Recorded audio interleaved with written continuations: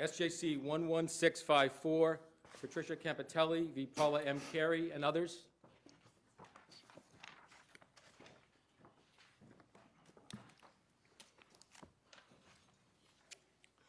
Fran, will you sign this for me? Yes. Thank you. With the court's permission. Good morning, Your Honors. My name is Attorney Philip Boncory. Together with co-counsel Jeffrey Rosario Turco, we represent the elected registrar of probate and insolvency for Suffolk County, Patricia Campatelli, who's in the courtroom as well. We are here, Your Honor, to right what we believe is a wrong. We came before the single justice for Suffolk County with a verified complaint seeking some kind of equitable relief because Ms. Campatelli had been suspended on 3 occasions. The first in December of this past year, 2013, December 20th, then again on January 15th of this year, and finally, she was again suspended but placed on administrative leave, calling that not a suspension, on March 5th of 2014. We filed a verified complaint asking for relief. We came before the single Justice Duffley, who observed this case, and reported it to the court to answer all questions. We're before the court today asking the court for a ruling that neither the Chief Justice, the court administrator, nor the Chief Justice of the divisions have the authority to suspend, terminate, or place on paid administrative leave a elected... Let me ask you this. Yeah. Does anyone have the authority to do that? Only this court, Your Honor, and a majority of this court. And I believe that was made very clear, and it's been the law for the past 160 Are you years. suggesting that even if it is the ultimate authority of this court to dismiss, Correct. that's subsidiary to that? There is no one else who can do what would happen in this case, essentially, which is to place on leave, paid leave, Correct. during a period of investigation. No one but this court can do that. That's your position. My position is that no one but this court can do it. I And think, your authority for that is? my authority for that was, Your Honor, in the opinions of the justices to the Senate in 1977, this court determined that the repository of any inherent powers of the judicial administration is in this full court. So do you say then that the statute that was enacted, that has now made the amendments to sections 9 and 10, that under which the court administrator and the Chief Justice of the trial court and the Chief Justice of the probate and family court, those particular provisions don't mean what they say?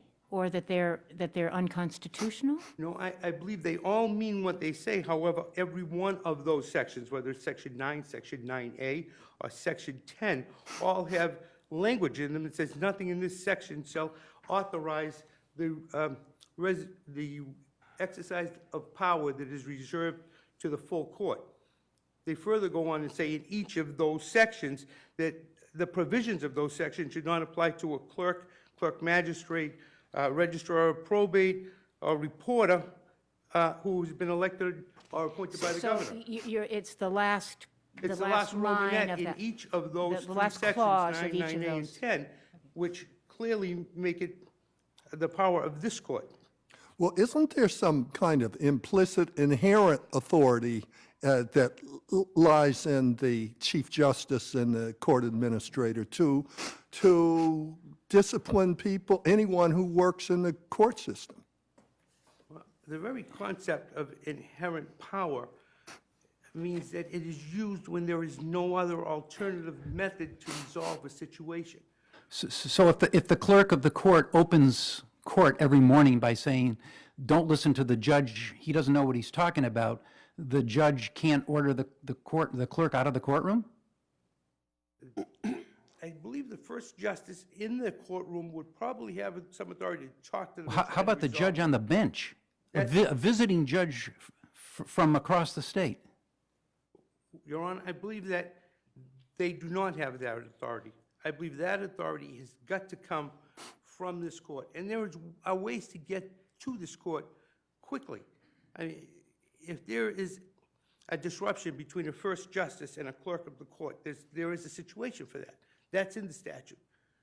There is no statutory authority for a chief justice come directly to a clerk and have that clerk suspended. Right, but the question I think Chief Justice Ireland asked you was whether there isn't some inherent authority, put the statutes aside, some Okay. inherent authority that just goes with the function of the judicial branch to maintain order in the courtroom, to do a lot of different things. But in Justice Spina's example, you would say that the presiding judge would not have the authority to tell that clerk, you can't do that? I believe they would be able to ask them to leave the room and bring in another assistant, absolutely. I believe they have that authority in the courtroom to make sure that courtroom is run correctly. I don't believe they have the inherent authority to terminate, suspend, or put on paid leave a clerk. But There's a big we're only difference there. talking about suspend unpaid leave. I mean, termination really isn't at issue in this case, correct? Termination is not an issue in this case, but I believe all of the cases that we have researched state that termination goes along with the right to suspend. If you have the right to terminate, you have the right to suspend. But you're suggesting that just having that right, because it's within the broader power, that doesn't necessarily mean that someone else doesn't have the lesser power, divorced from the greater power. Wouldn't you agree? No, I believe the lesser power would still have to come before this court in the course of a paid administrative leave or a suspension. Now, Mr. Boncory, you say that Section 9, 9A, and Section 10 have the language that speaks of this provision shall not apply to a clerk or clerk magistrate or register of probate, but I could find that language only in 9A and 10. I could not find that language in Section 9, which pertains to the authority of the Chief Justice of the trial court, and that has the subprovision 23, which expressly gives the Chief Justice of the trial court, quote, the authority to exercise any inherently judicial power not otherwise specified in this section, provided, however, that nothing in this section shall authorize the Chief Justice to exercise any power reserved to the full court.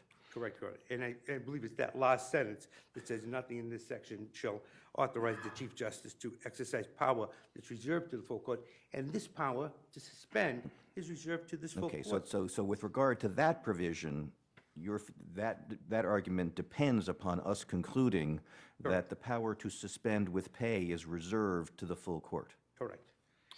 Mr. Boncory, is there any level of discipline that can be imposed on an elected official in the judicial branch other than what can be imposed by this court?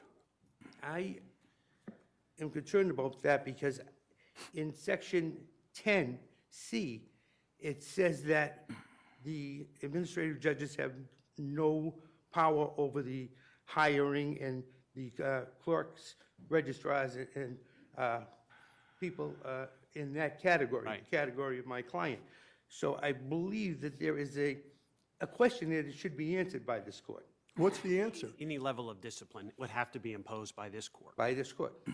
Absolutely. And a reassignment. I think well, especially an elected official. what we- Our position is that an elected official is not an employee of the Chief Justice. She's an employee of the citizens of the Commonwealth of Massachusetts, of Suffolk County. But we're all elected. employees of the people of the Commonwealth of Massachusetts. We're all employees of the people of the Commonwealth, but an elected official should be a peer to the justice that has been appointed to oversee. I mean, it's not a subordinate position. They should be able to sit, talk, work things out if there's a problem. So your position is that the Chief Justice can suspend every other employee in the judiciary but elected officials? Correct. And I think the They have statute- special status. They do, because they are elected, they are put there by the people, they answer to the people. And So that would mean that hypothetically, an elected official could decide, I'm only going to show up at work at 2 o'clock every day, and there's nothing that the Chief Justice could do about that. That's your position. My position is that the Chief Justice could sit down and talk with them, get that person some education, work out an agreement. That is what intelligent people do. They sit together and work out agreements. Countries do it. Is it The at that legislators point, do if there isn't an agreement, becomes a dispute, that then becomes something that they can, Yeah, they but can then in this case, address? there were no complaints. There was no dispute between the first justice and the clerk. The court was running. But, There were no formal complaints ever brought. so though, does your client challenge the application of the code governing clerks? Oh, no, not whatsoever. Because it covers elected as well as appointed clerks Correct, and registers. correct. And there is a So process. she sees herself as being bound by that code. Oh, absolutely. And there is a process in dealing with that code. And that process is either you come here under a Section 4 petition, or you go to the Clerks Committee for a hearing. And there's due process.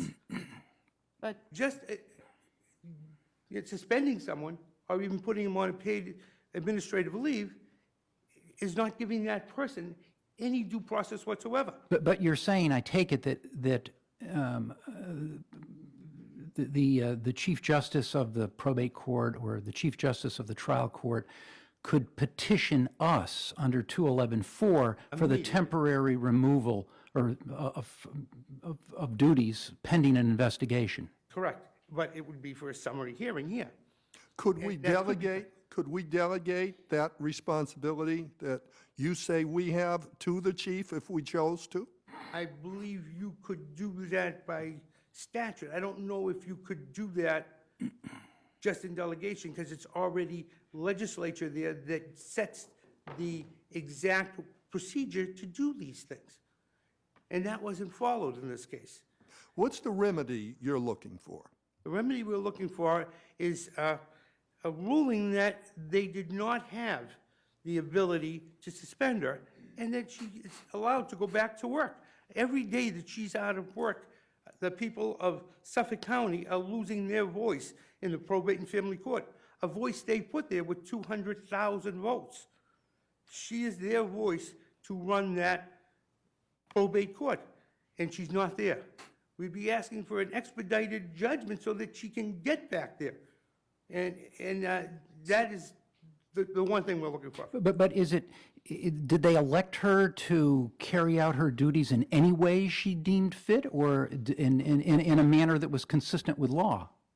Absolutely in a manner that was consistent in the law. And for the And year, if the elected official does not carry out duties in a manner that's consistent with law, in fact, in flagrant disregard of law, there's no other way to remove the person temporarily? well, that's not the issue in this case, because for the year that she was in office, that office was run well. There was no complaint from the first justice. There was no formal complaint.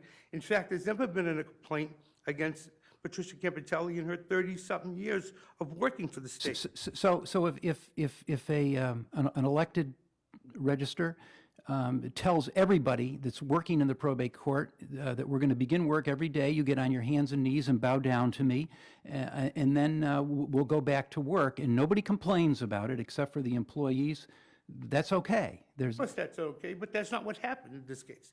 In this case, she was there every day. She dealt with her client. It's a point that we don't know what happened and that this is being investigated, that at this point there are allegations.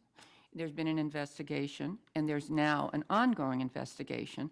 And I thought the issue was, isn't it okay, as inherent power of the chief, to suspend with pay, with full pay, during the pendency of an investigation into serious allegations? We're not saying what happened. We're saying Well, I take these it your answer is that, of course, there's that power, but it lies here, and it cannot be delegated anywhere It lies here else. with this court and not with the Chief Justice. I mean, in that 1977 opinion of justices to the Senate, when they attempted to make the Chief Justice of this court the sole decider, this court ruled that that would be ineffective. It's for the full court. And I believe that this suspension, or anything that is an adverse decision, and that's your adverse action. And my brother's brief says this is not punitive, but it is punitive. So there's no, again. She's out of the office and told you can't walk into your own office. You can't talk to your own employees. That's punitive. To say it otherwise is nonsensical. Knowing that what we now know as a result of having read what we read, can we act on our own initiative? Yes, you can. And Yes, you so can. if we thought it was appropriate to suspend your client with pay pending the investigation by the Clerks Committee, we could simply do that right now. I believe you could do that in a summary hearing, yes. Could I just ask one question? Are you saying, I just want to make sure I understood you correctly. Are you saying that your argument really applies because Ms. Campatelli is elected, but so that a clerk of a district court appointed by the governor could be suspended, but an elected clerk cannot? Is that where you are? I don't believe that appointed clerk could be suspended either without a hearing, without due process, without some process, whether it be before the Clerks Committee or be it before this court. But Section 10C lumps clerks or registers of probate together. Yes, it does. So, I mean, if you say we have to go by the wording, the plain meaning of the words of the statute, it seems to me that your answer to Justice Botsford's question has to be, yes, it applies the same to. Yes, that's what I just said. It does apply. But the hearing takes place here, you're saying? You can determine two ways to conduct a hearing. You can take a hearing here after a complaint has been filed here, after that complaint has been given to the clerk, or whether appointed or elected. That clerk has an opportunity to answer that complaint, and you can have a summary hearing here. Or it can be sent to the Clerks Committee for hearings, and the Clerks Committee recommendation, hearing officer's recommendation would come back to this court, and then this court would make an informed decision. Counsel, your time is up. Thank you very much. Thank you very much, Your Honors.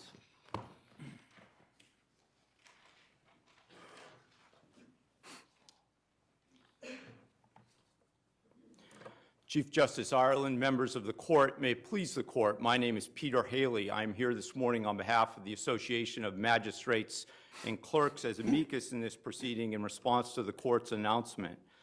In Turner versus the City Council of Boston, this court held in 2012 that the removal or suspension of a public officer requires a specific constitutional or legislative authorization. No such authorization exists in this case. And in response to that reality, the respondents have alleged that they have the inherent judicial power to remove in absence of that specific legislation. This court, however, has guarded the authorization given to it under Section 4 of Chapter 211 closely. In Stowe versus Commonwealth, the court observed that a single member of this court, acting as a single justice, did not have the authority to remove a clerk in that regard. Also, Are you distinguishing between elected officials and appointed officials here?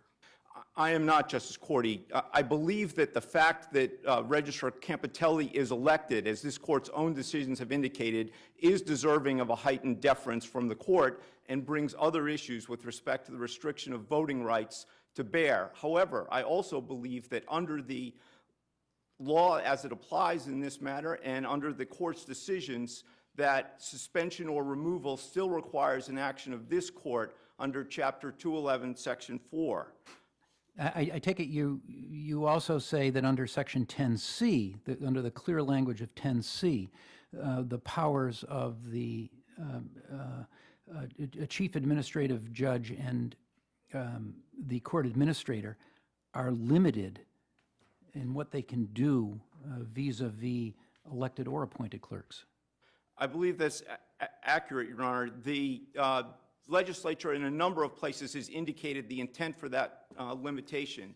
In the authorization giving the Chief Justice of the trial court under Section 9 of 211B, the legislature specifically stated that the Chief Justice of the trial court shall have inherent judicial authority, the very concept raised by the respondents, but then went on, as Justice Gantz noted, to say, provided, however, that that authority shall not encompass any powers reserved to this court.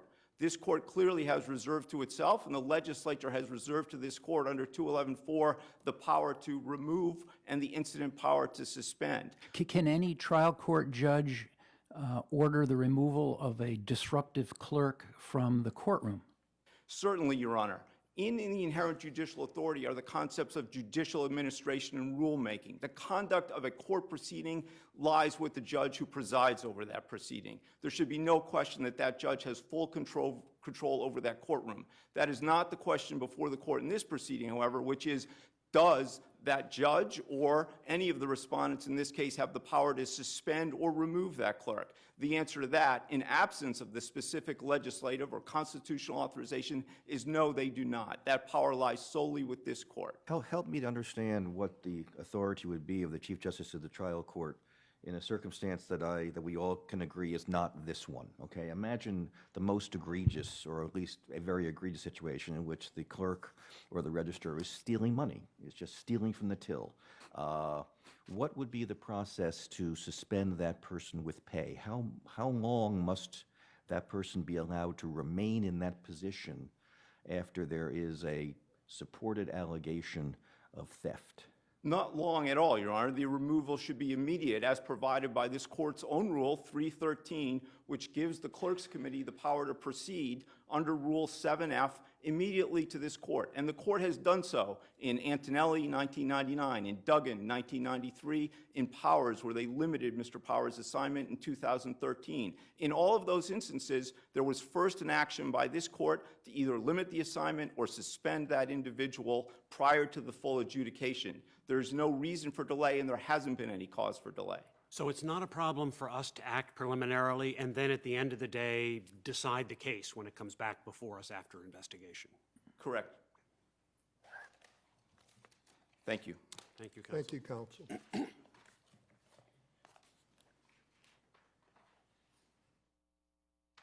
Good morning, Your Honors.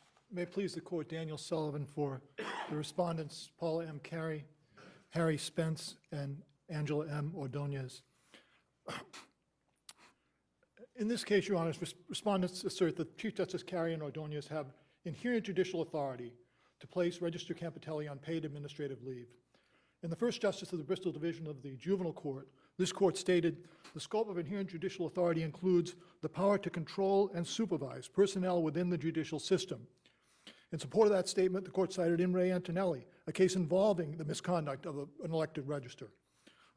The court described the judge's power to control and supervise court personnel as perhaps the least controversial of the inherent judicial authorities. The court stated that the power includes the judge's power to control the court's own proceedings, the action of officers of the court, and the environment of the court.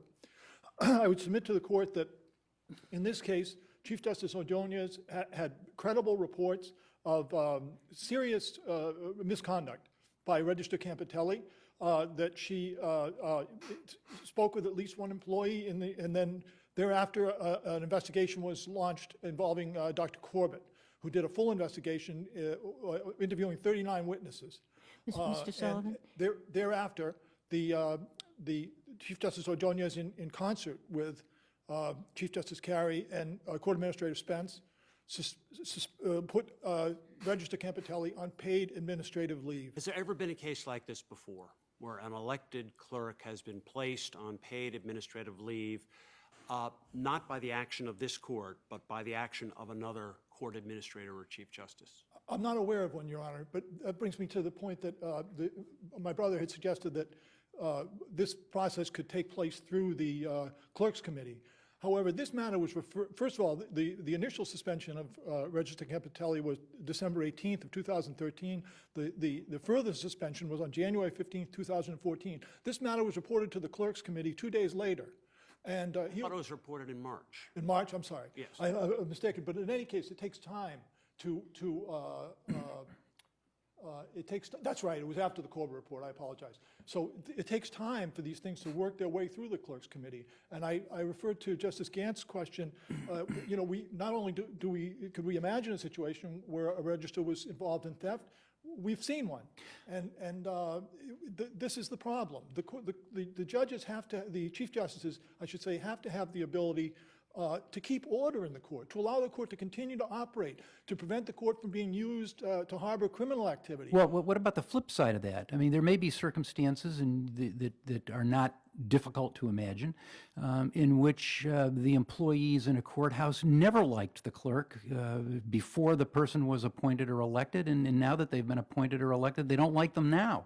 And they've concocted, now I'm not saying that that's what happened here, but that they've concocted some kind of a story, a grievance, how are we to proceed under those circumstances? Well, I think in that situation, I think the Chief Justice, in this case, Chief Justice Ordonez, had to make a determination on the evidence that she had before her as to whether or not these were credible allegations. I agree with you, but given the fact that the clerks and registers are elected, often there are people who hold over from the prior administration, and there may not be good feelings there. But in this case, the Chief Justice Ordonez looked at the fact that she found this registry not being conducted well, but in disarray, where the register was out of the office at least half the day, wasn't even showing up some days, where she was taking half a dozen favored employees with her on long smoking breaks, where she was using profane language in the registry within hearing of the public.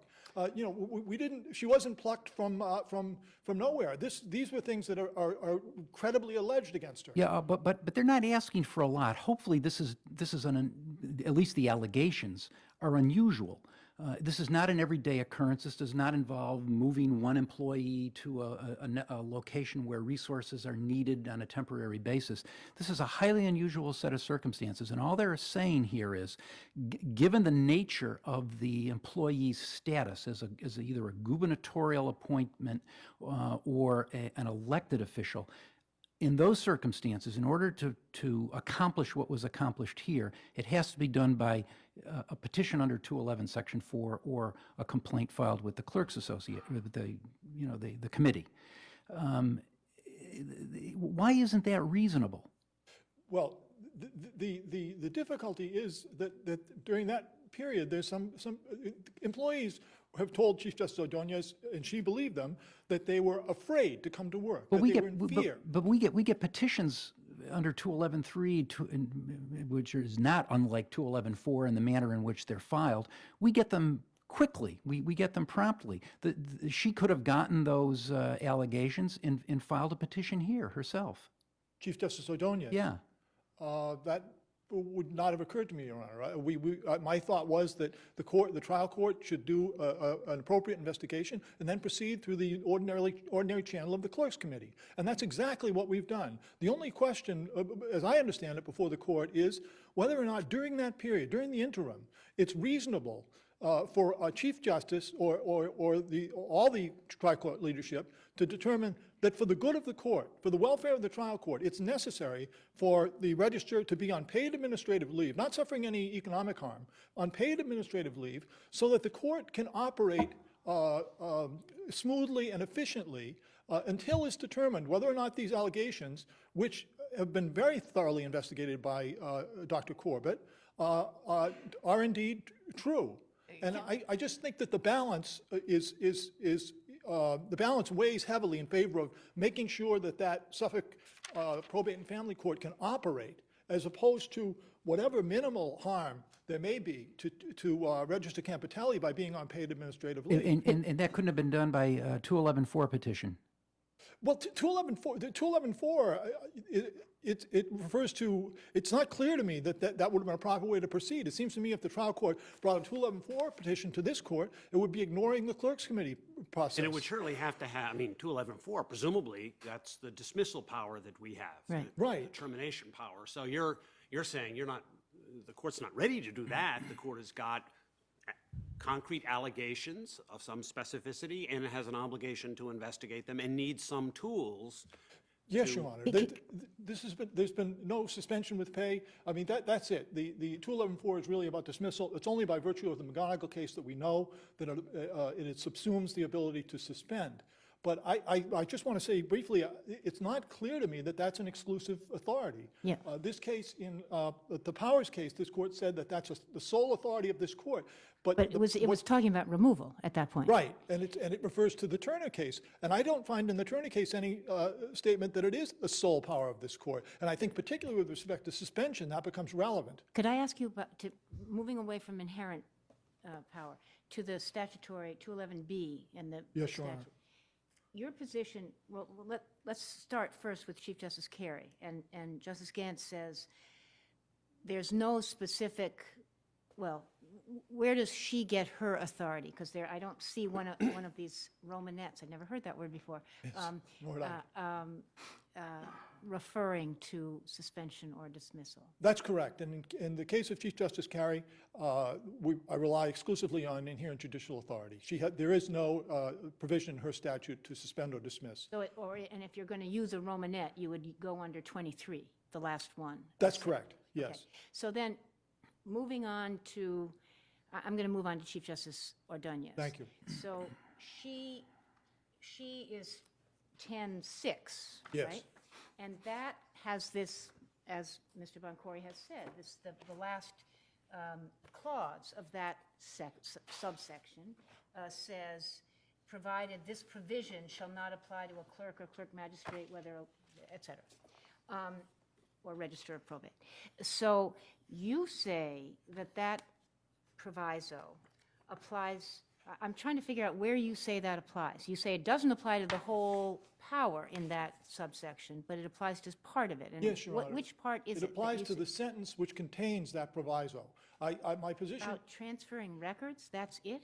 right, well, those are the rules of English grammar. If you have a clause that's attached to a sentence, it applies to that sentence. There's no way to read that in accordance with what we think of as plain language and say that it applies to the previous sentence. There are The legislature may well have intended that. I don't say that they didn't, but the way the statute's written, the words on the page indicate that proviso applies only to the sentence to which it's appended. So are you saying basically that Chief Justice Ordonez not only has the power to suspend, but the power to dismiss?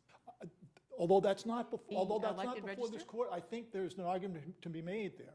Under the statute, that she was given the power to suspend and terminate? We don't press that. That's not our primary. I understand that, but I mean, primary- it's a natural I reading. think If that you're that's saying that the proviso at the end doesn't apply to anything that precedes it, other than that, the records-keeping function, That's correct. then it would also suggest that she has the power to dismiss. That's the logic of that argument, and which is one of the reasons I raised the idea that it's not clear to me that 211-4 gives this court sole authority with respect to suspension. Could I or- ask a or, little for that matter, dismissal. further question about that last? It does seem a little strained to say that it's only about records, but the preceding sentence and Section 1 under Section 10 limit the power of the Chief Justice to transfer any person, first it says any person can be moved except a register of probate and others. So doesn't it make more sense if you're going to, I get your argument, you don't want to expand it beyond the sentence because the proviso is with respect to that sentence, and normally under construction, I understand your argument, you would only look to that sentence. But it speaks to records, which is a little strained to say that it's just records, but the preceding sentence and provision, another provision in that same section, do limit transfers. They can make transfers, but not with respect to registers and clerks. Is that a possible reading? Well, I think that is distinguished from Your Honor, because it's really, the power on transfers is concerned with the fact that a register is either elected or appointed to a particular court. And Right. therefore, that the Chief Justice shouldn't be interfering with that appointment. Right. However, if in the operation of the court, the Chief Justice determines this is wreaking havoc, the court can't operate properly, given the misconduct of this clerk, I need to be able to step in and put her on, as in this case, put her on paid administrative leave while we investigate. And that's all that's happened here. I understand this argument is hypothetical in this case, I would say. In powers, one of this isn't ultimately, the decision here was about removal, I understand that, but along the way, if I'm recalling correctly, Chief Justice Connolly I thought, directed Mr. Powers to sit in another court, to transfer to another court. This was before this statute was enacted.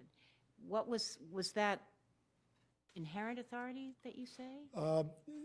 I mean, as you say, it predated the statute. I think that at that point, and I don't know, but I would think that Chief Justice Conley believed that that was within her inherent authority to enable, because the Clerk Powers was creating serious problems in that court, as this court is aware.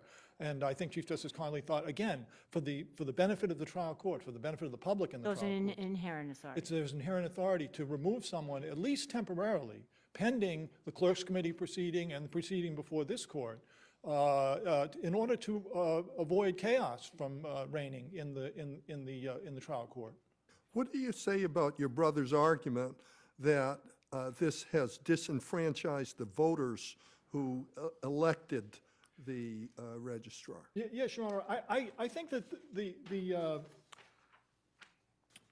the thought there is that really that elected office is not unimpeachable. And that's why we have these processes in place, the Clerks Committee and 211-4, to enable this court to look at a situation deliberately and say, look, we've looked at the evidence, we've heard from the registrar, the clerk, and we're going to determine that this is so far outside the bounds of acceptable conduct that we're going to remove that person, as happened in Clerk Powers' case, for example. I think that's the sufficient safeguard from the will of the voters being subverted without just cause.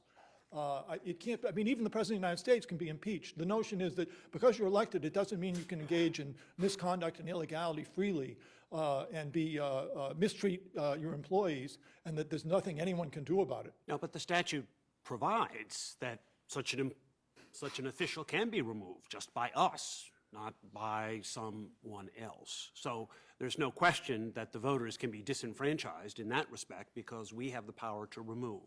And I think it's understood there that this court would not remove without having a hearing and engaging appropriate due process. And by the way, under the authority that we proposed under Section 10, 211B10, the notion there, of course, would be that there would also be due process in by the Chief Justice if she were to engage in that action. No one's been suspended or dismissed here. I would say that if a Chief Justice, even under that 21110 Roman 6 power, were seeking to suspend a clerk, you'd still be subject to the Loudermill standard. You'd still have to provide appropriate due process before taking that kind of a deprivation of property. What about Mr. Spence? He operates under a statutory scheme that gives him some powers of removal as well. And does he have the power independently? He has no judicial authority. I had advanced... Give him the power to do this too? Well, I had advanced that argument, Your Honor, before the single justice, with Court Administrator Spence's approval. Within a couple days after that, he reconsidered and said he wants to pursue the new Clerks Committee proceeding, and he believes that that procedure will give all the appropriate stakeholders an appropriate role, an appropriate voice in making these determinations. So as a consequence of that, he asked me not to press that argument on his behalf. Now, your brief makes no reference to 211B, Section 10, capital C, because? Well, this is, and this is where the statutory power may come in, and the idea that 211.4, as I suggest, may not be the sole power of this court, because 211C closes with the phrase, except as otherwise specified. And I think that statute creates some authority that's specified by the legislature. But doesn't that statute certainly speak to a legislative intent to be very protective of elected and appointed clerks? Well, I guess I have to rely on that final clause, Your Honor, and say, when it says except as otherwise specified, and in addition to that... You mean except where expressly authorized? Is that what you mean? Yes, Your Honor. Yes, Your Honor, thank you. In addition to that, I mean, I have to, the inherent judicial power in this case of paid administrative leave, which is a fairly minimal action, may not constitute any interference with that statute. We're not really significantly interfering with the clerk's ability, the registrar's ability to do the work of the Commonwealth. We're just asking her, as if it were a stay in litigation, to stand aside while we investigate, give you appropriate due process, determine whether or not these allegations have any substance at all, and then on that basis, if we have to refer to the Clerks Committee, we will. But during that period, rather than having someone engaged in criminality or otherwise acting very inappropriately in the registry, we'll ask you to stand aside on paid administrative leave while we make that determination. Thank you, counsel. Counsel, your time is up. Thank you very much. Thank you, Your Honors. Thank you, Your Honor.